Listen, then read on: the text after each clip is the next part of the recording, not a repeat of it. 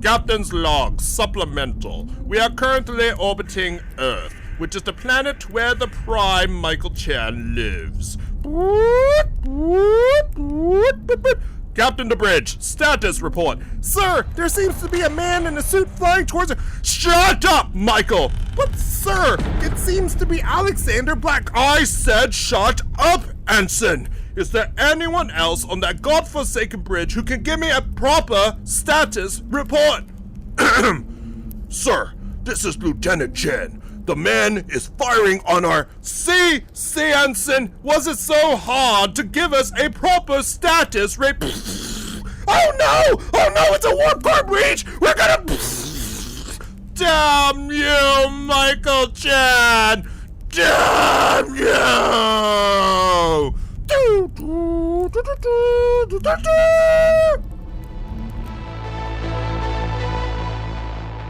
Hey everybody, welcome to the 27th episode of the Hellbound Podcast. I love this thing.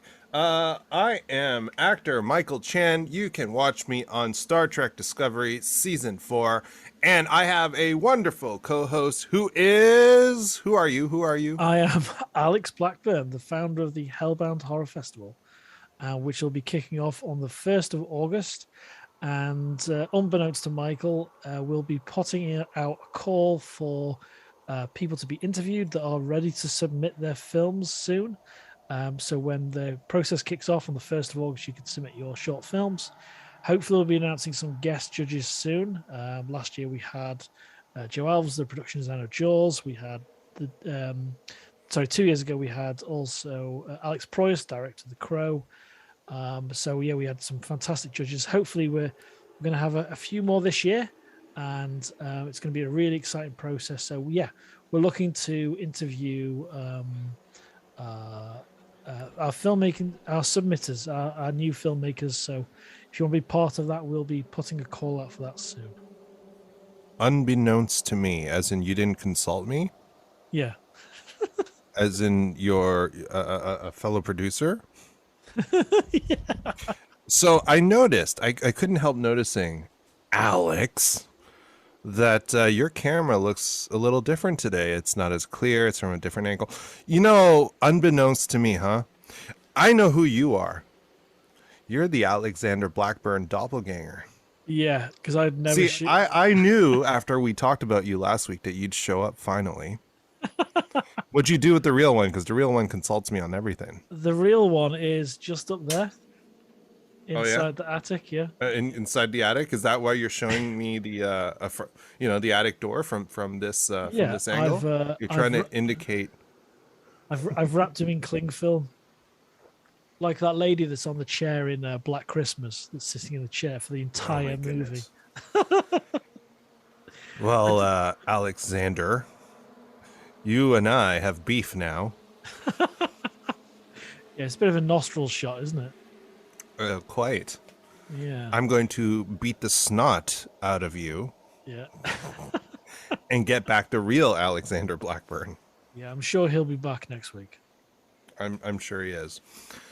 Well, for now, since I cannot teleport over to England, since one of my doppelgangers blew up my transporter, and I'm currently rebuilding it, I will allow you to co-host with me for today.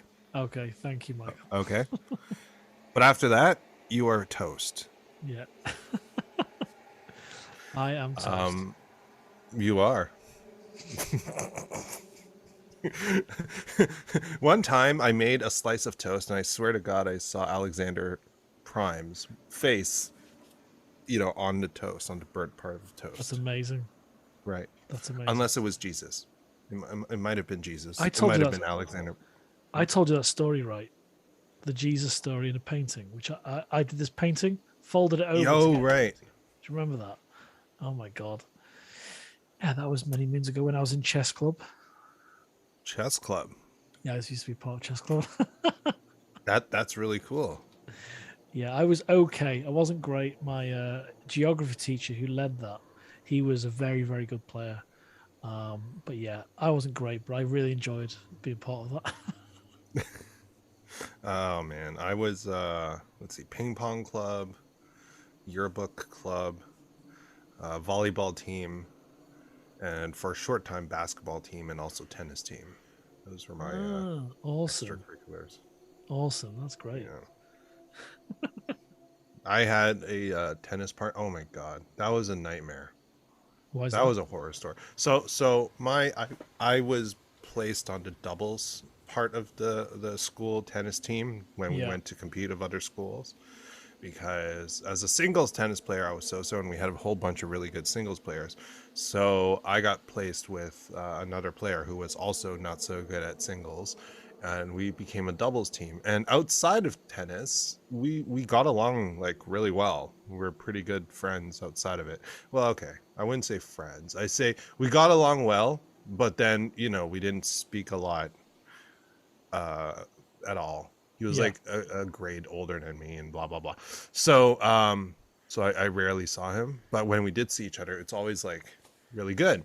But for some reason, when we teamed up, it was like we're an old married couple who hated each other. Like, it was so bad that we would be arguing, just bickering all through our matches when we're playing other schools. So the other team would always be like absolutely confused as they're listening to us literally screaming at each other through the entire match. Like, even while we're going back and forth with the ball, right? With the other team, we'd still be yelling at each other and mocking each other's like everything. Like, oh, what kind of hit was that? What was that? That swing sucked. Why can't you just hit it over there? Like, That's just amazing. the entire match. And it was hilarious because like we didn't win a lot, but when we did, mostly it's because the other team was so distracted by just how bad our arguing was that they couldn't concentrate, and at times they were just too busy laughing. So really the question is, was that a good tactic?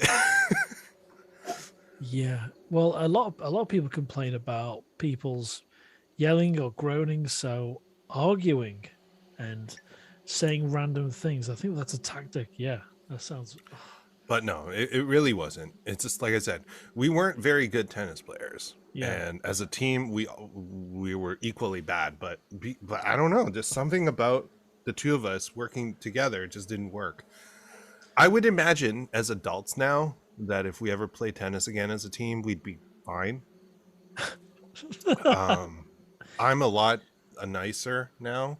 I was a terrible teenager. But no, What kind of teenager were you? You horrible to people, or I can't imagine you. There's no chance no, Michael Chen I was was mean. like, I had two sides of me. I had the very extremely nerdy, quiet, studious. Like, I was a straight A student. Right. Like, it was trained into me by my parents, and that's fine. It's discipline. Yeah. But the other half of me, because I was so sheltered and bubbled and a little bit repressed, just my parents come from a very strict Asian culture, and I'm born here. Yeah. I had kind of a bit of a rebellious side, and a bit of a problem with authority. Wow. Wow. That's a new side I've not heard about. I just didn't like being told, Yeah. because I got that so much at home, and I never talked back to my parents. Yeah, that must have been really, like you say, repressed and bottled up. Yeah. Yeah, but like, I also faced an incredible amount of racism. And also, I went to a rich private school where I also faced classism because my family was in a lower tier of wealth. My parents like basically worked to keep me in school because they thought private schools, based on their very Asian view of the education systems and around the world, that private school is where you get the best education. So they worked very hard and Yeah. used most of their money, even during the recession, to keep me at a private school where they thought I would get a better education. So I faced an insane amount of racism, and combined with like classism with that. So I wasn't just a filthy Asian. I was filthy poor Asian. You know, Wow. I basically saw injustice, and I refused to let my classmates and my teachers keep me down, and that caused a lot of problems for me and my family. Wow. So I can talk all about having a problem with authority all I want, and you know, but really it's like a combo. It's good and bad. You know what I mean? Yeah, Because that absolutely. problem I had with it also had it's like multifaceted, right? Like there were terrible things going on. So I was half just, but the sheer level of anger I came about it, to me, was not smart. Now, looking back as an adult, I'm like, Yeah. God, there's better ways I could have handled that. That could have gotten a more positive, thoughtful result. But Yeah. as a child, I didn't know how to do that. So Yeah. I I'm. reacted Yeah. the only way I could see back then how to react, which was with a lot of rage, and that's not good, and that was never good. Yeah. I. I'll be honest with you. I'm going through a small amount of self reflection where since being seriously ill with COVID in December 2020, I have a much shorter fuse. Like I can't Mm. tolerate people. Sometimes I can really tolerate people if it's small things, but I can potentially fly off the handle on very inconsequential things and simple things. And it's it doesn't affect my work life, but like if I've had a stressful day at work, that negative energy is channeled at home. And 90% of arguments I kind of get into with my partner or my friends is I know it's me. I absolutely know it's me. And I think getting past the PTSD of being seriously ill and accepting you're going to pass away in hospital, because I did after 4 days, accepted it. I, Mm. uh, I'm slowly grown used to surviving. And I know this, I caught something. I survived hospital. I had treatment, so I've been very lucky, and that's the Mm. closest I've been to surviving, a serious thing in my life. And through that, letting go of that and the anxiety and everything has been difficult, and it kind of bubbles up. Like there's certain housing related things that I've had to deal with over the last 2 weeks or so, which we, Yes, we the talked about before we horror started story recording. of what you've Yeah, been telling. the real horror story that I can't get into for at least No, another 8 to 9 weeks, but I will at some point. we'll Um, do an entire episode. No, I'm kidding. yeah, I'll take photographs, do it forensically, like About the nightmare neighbor. yeah, like a Netflix documentary. That's what it'll be like. You know what? And That should be the yeah, title of that episode, Nightmare Neighbor. Nightmare Neighbor. Yeah, okay, that's what it's gonna Yeah, be yeah, called. yeah. Oh, that one, yeah, that particular Stay episode. tuned, folks. So yeah, I've just that inner rage you talked about. I've observed it in myself, and it's really kind of a horrible thing. And I really Mm-hmm. need to kind of dispel that. And it'll probably be going to some sort of piece of writing, creative writing, because that's what I used to do. I used to do a lot of writing, and I used to Yeah. write my own episodes of the Time Tunnel. I don't know if you remember that show. Let's steer this ship back to our actual show. Yeah. Now that we've, gone on so much about ourselves. Funnily I enough, have a movie. before I know, I'm sorry to cut you off, but No. talking about steering the ship, the film recommendation that I want to see, that I want us to both see, is called Titanic 666. Okay, you start. You start. Can you please talk about Titanic 666, because that intrigues me. I have not seen it or So heard of it. it's there's a service. I don't know if you might know it. You probably have a better idea than me. I think it's a Canadian or American channel called Tubi, Tubi. Oh God, yeah, Tubi. I've heard of it. I honestly, there are too many streaming like services. Yeah. I just haven't even looked into it. So it's a Tubi original film, and it has. Sorry. Is that right? What?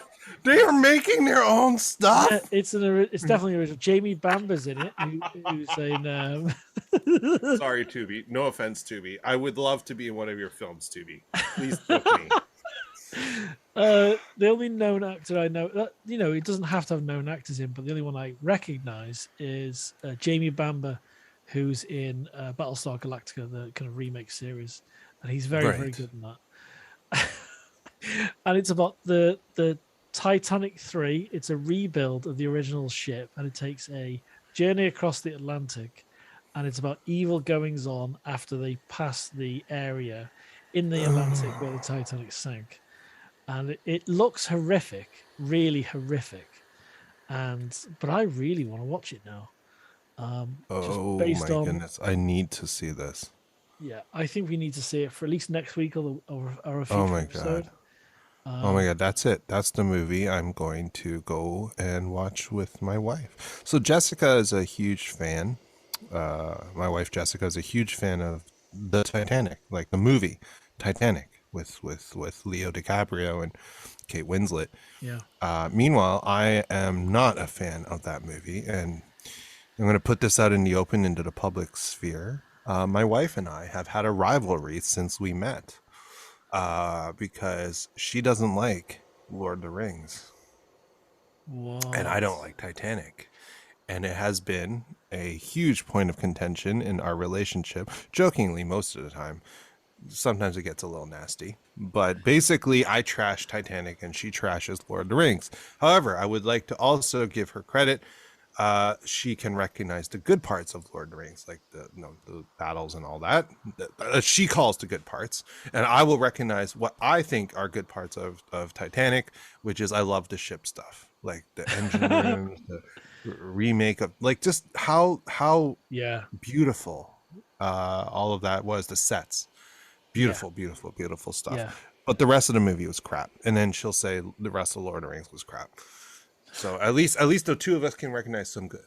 But anyways, I because agree, of that, yeah, the production of Titanic is massive, is monumental. What Cameron produces, you might not like his writing or how it kind of ended up, but the production design, I think James Horner's score is kind of haunting. Oh, the score! Yes, I forgot about that. Yeah, that's amazing. And they flipped to get to the other side of the ship. They flipped the image, and you can actually see Titanic life belts that are spelt the wrong way around. There's certain things like that, but the sets and effects and the horror when you see the boat in the water and when you're looking up at it, the scale of it is monumental. I challenge people to watch Titanic as a horror film. It really is. Because really, the iceberg is the villain. I know there's an actual human villain in that film, but seriously, I don't even give a crap about that. The story is nothing. Actually, no. Watch it for the story, because the story is the horror in that film. I'm sorry. I'm now putting the rivalry out there. My wife is going to listen to this episode, and she's going to yell at me throughout the episode now. This will be great. Yeah. Yeah, no, seriously, that love story is the horror story. Just watch it as a horror. Just understand how terrifying that love story is, because it was so poor. And you know what? Rose killed Jack. There was room on that door. Jess, there was room on that door. He could have been on it. He didn't have to die in the water. Rose could have let him on, but she killed him. She's a murderer, and she is the villain. There you go. Not the iceberg. Rose is the villain. Ha! Yeah. And like, what's with the drawing scene? Dude, he's a psychopath. He's drawing his victim, and somehow, anyways. They're both killers, but one serial killer killed the other serial killer. There you go. And what a waste of a priceless necklace at the end of the movie. They could have given that money to charity if you just sold it. Oh my God, that's another horror right there. I was thinking the same thing. Like, what an absolute waste. And where did they mine the sapphire? Like, have we not thought about like the poor workers who had to go down and mine the gemstones to get the sapphire, and she just goes and throws it in the freaking ocean? Dude, now at least do something with that thing. By the way, I bought my wife that very necklace for her birthday this year.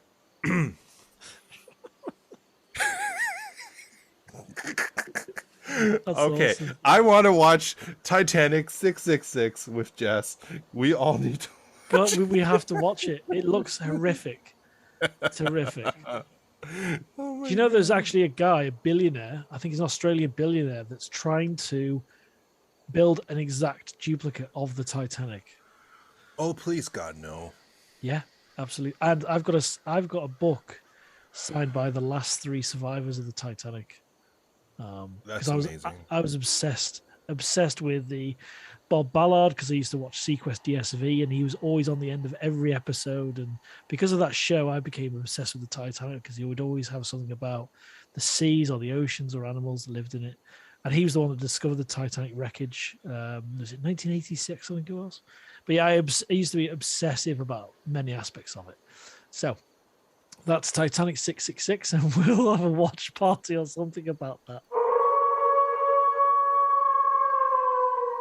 So, Michael, Yes. you were telling me before we started to record that you watched something recently called The Cellar. Is that right? So on Shudder, there is a film called The Cellar. Now, if you don't have Shudder and for some reason want to watch this film, it's also available to purchase or rent or whatever on Google TV. I think they changed Google Play to Google TV now. Whatever. Okay. Okay, so here's the thing. Have you heard of Alicia Cuthbert? Yeah, one of the screen grabs reminded me of her in 24. Right, so that is her. So I haven't seen her in a long time, but like she is a freaking Canadian legend. She was originally known for being in Popular Mechanics for Kids, a show that I definitely watched. Okay. And then later, as you said, she was from 24. And I gotta say, like, I loved her in 24, and seeing her act alongside Kiefer Sutherland, a fellow Canadian, was also pretty awesome.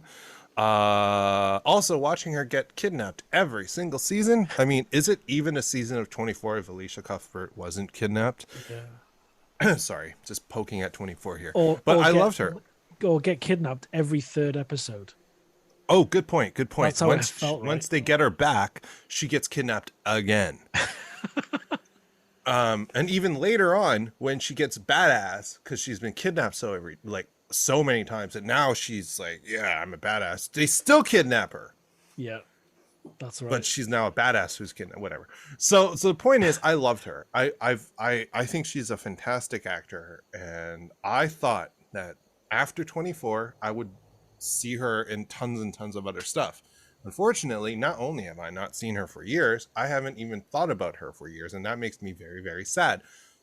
But when I saw her face on the poster of The Cellar, I got super excited because it's freaking Alicia Cuthbert. She's back, baby. Oh man, I wish the movie was better. Oh God. Oh God. Oh, okay, so family moves into house. As per usual, for reasons. House is very old. Stuff from previous owners are left in the house. Again, I don't know why this happens so much in the US, but apparently people just buy old houses and everything is left there and they don't do anything with that stuff. And nobody even checks anything. Like, have you ever noticed when you have a house and the movie's about a house and how evil it is? There's like stuff they never, like rooms they never checks, like the attic or the basement or cellar or whatever it is in the States that they have down there. Yeah. It's like, oh, I've never been in here. Why? Didn't you do a show? No, whatever.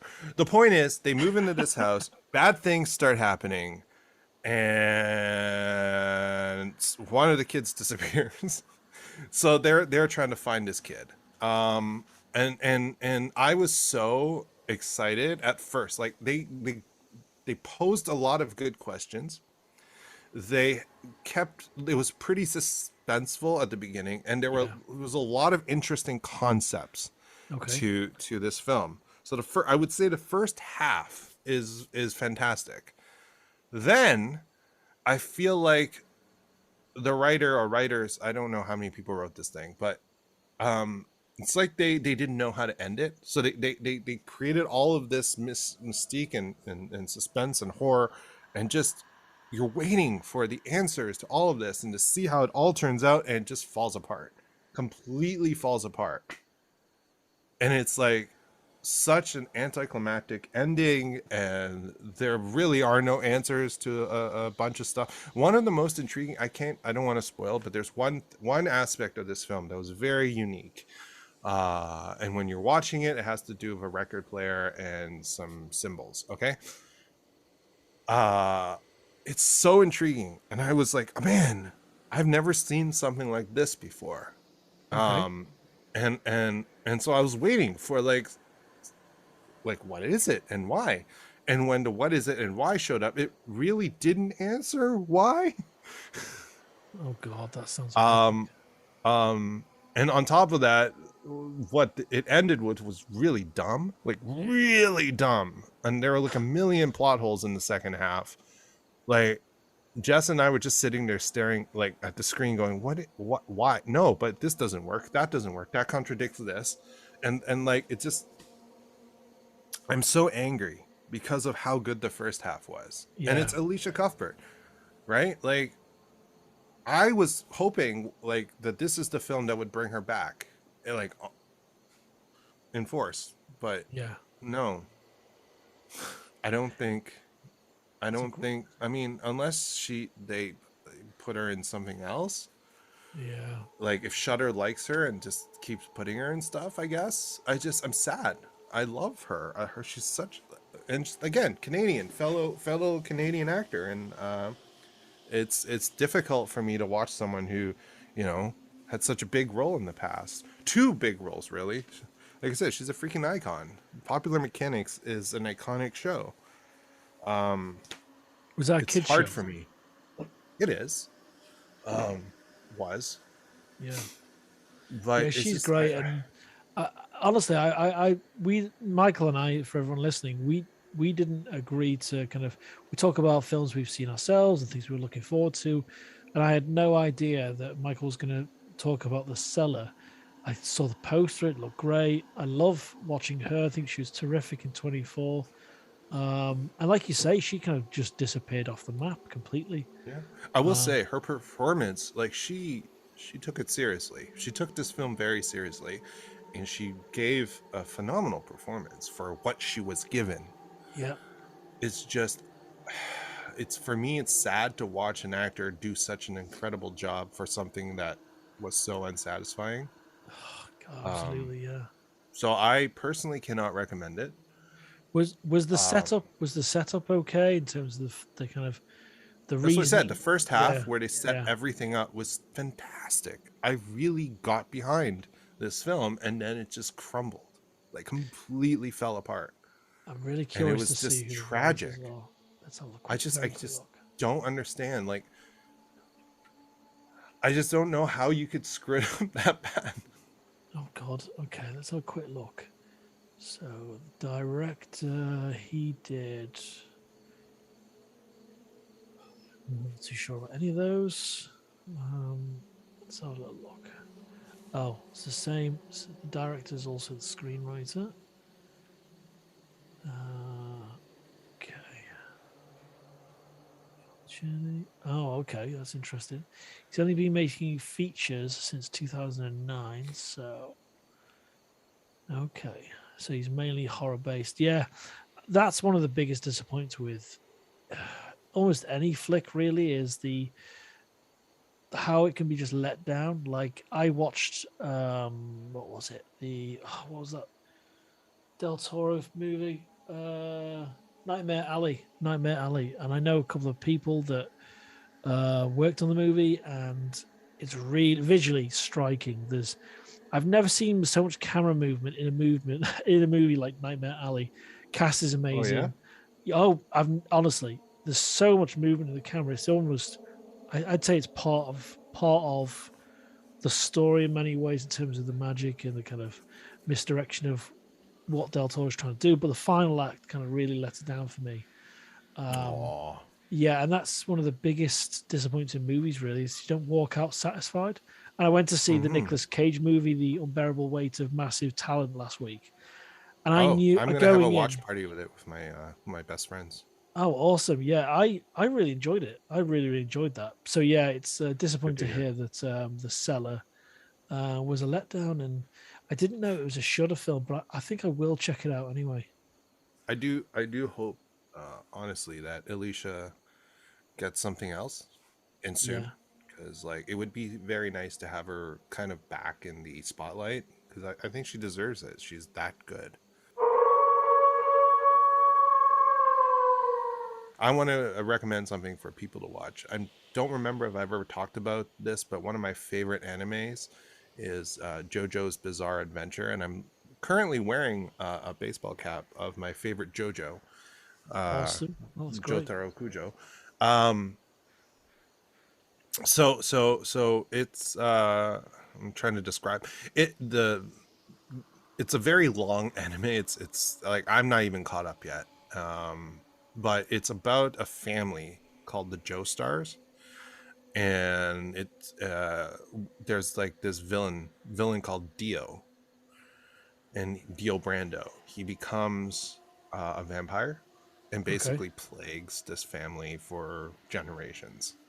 So it's the story of the Joestars. At least at first, it's the Yeah. story of the Joestars fighting Dio, and all the other parts of the thing that turned him into a vampire.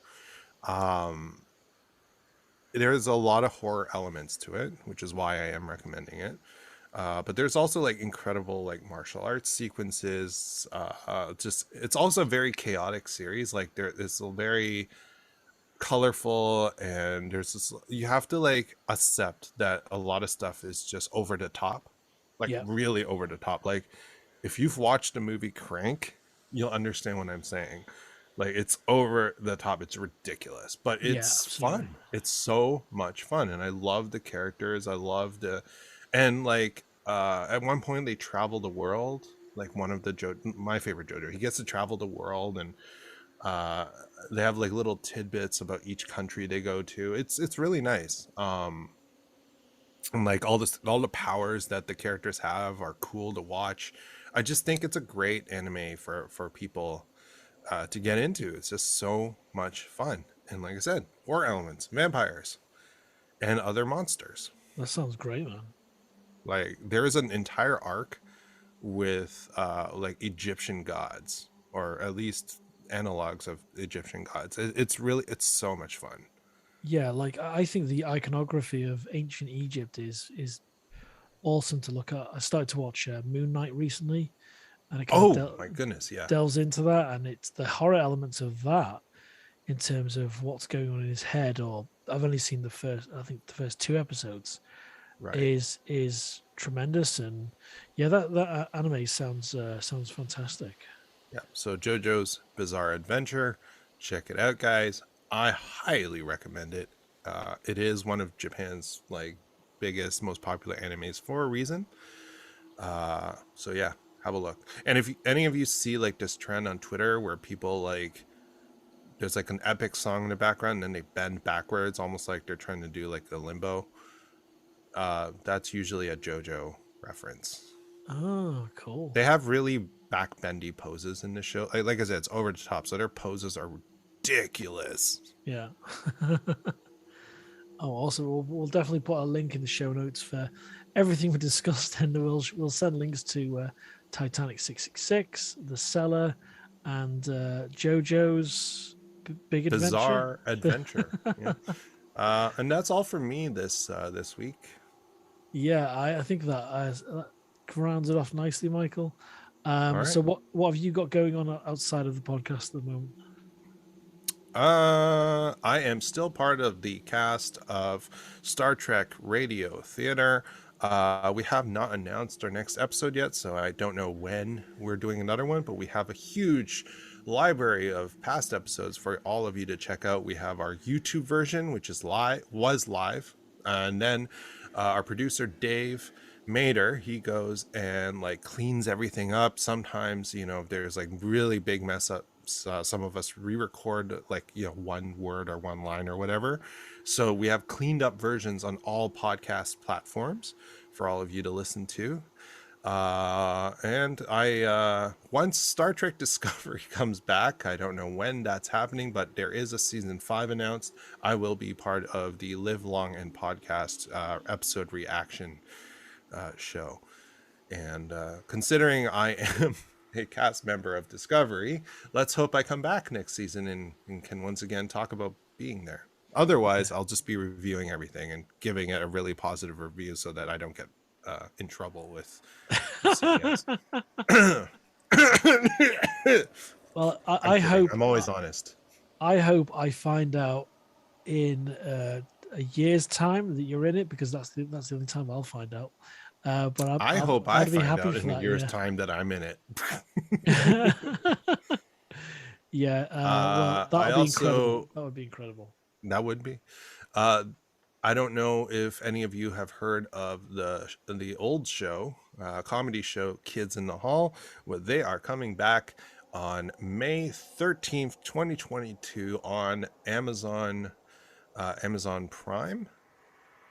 I think it's Amazon Prime. Yeah. So yeah, they are coming back. I highly recommend that all of you check it out.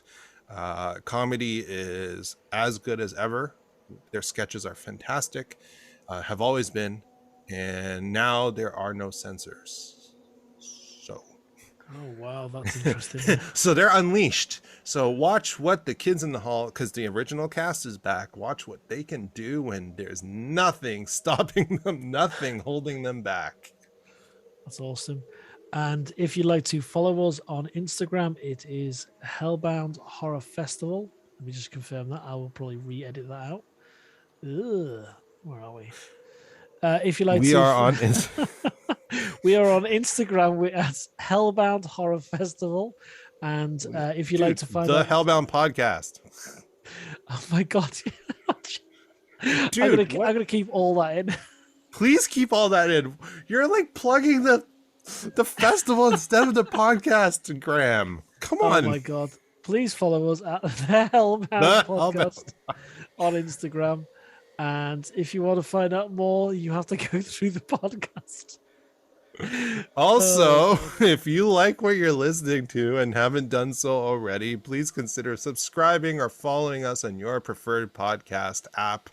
Also, if they have like a way to review us, please give us a positive review, 5 out of 5 stars, 10 out of 10, whatever the top marks are, because I'm Asian. I like getting top marks. I'm an A+ student, as I mentioned earlier.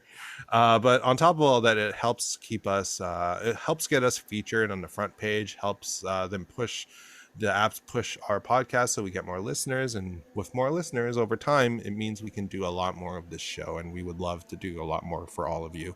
Back to our Instagram. If you have anything horror related that you would like featured, like a cosplay, a makeup, music video, short film, whatever, send us a private message. Again, that's at the Hellbound Podcast. And as always, harness to darkness.